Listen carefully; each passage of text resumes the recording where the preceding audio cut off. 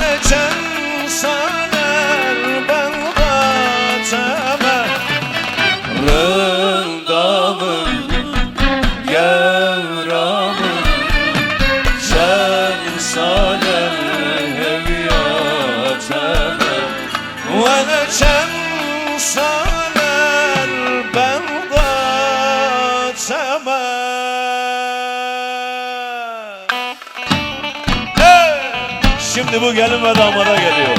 Onların özel isteği. Aman aman, şimdi bana bir yer gerek dediler ve birbirlerini buldular. Allah sizi bir ömür mutlu etsin benim canlarım. Ya Habibi.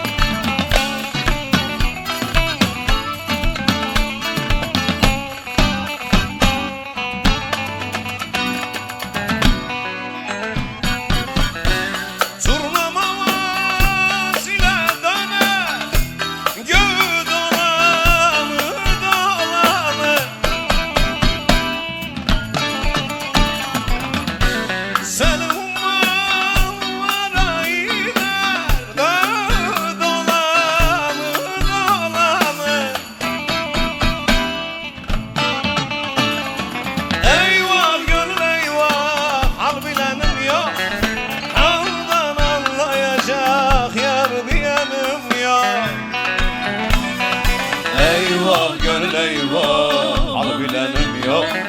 Haldan anlayacak. Hazır mıyız? Haymana sizden mi?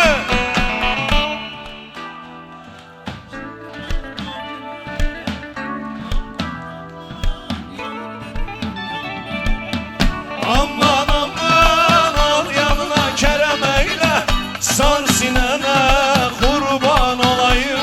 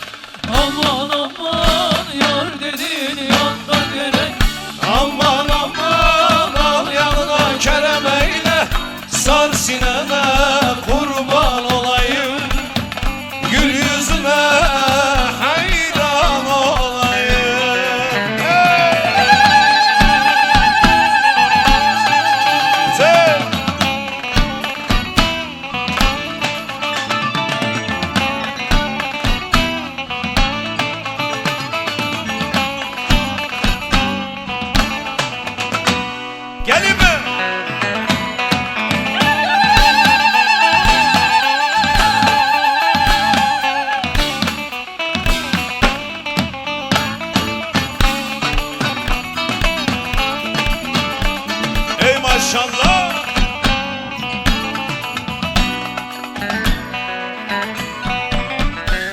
Deli gönül dara düşer, feleğe sözümü geçer.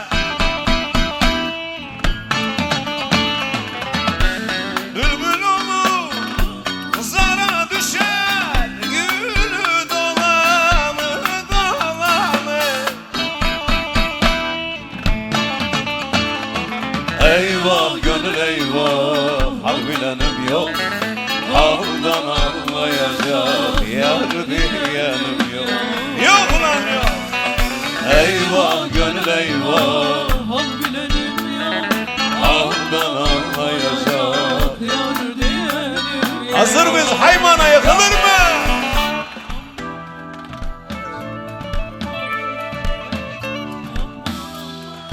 Yar dediğin yanda yere, aman aman al yanına keremeyle, sar sinene kurban olayım, gül yüzüne hayran olayım. Aman aman şimdi bana bir yar gerek, aman aman yar dediğin yanda gerek, aman aman al yanına keremeyle, sar sinene kurban olayım, gül yüzüne hayran olayım. Vallahi helal olsun damat. Aman aman, Şimdi bana bir yar gerek, aman aman, yanda gerek, aman aman, al yanına keremeyle, sar sinene kurban olayım, gül yüzüme hayran olayım.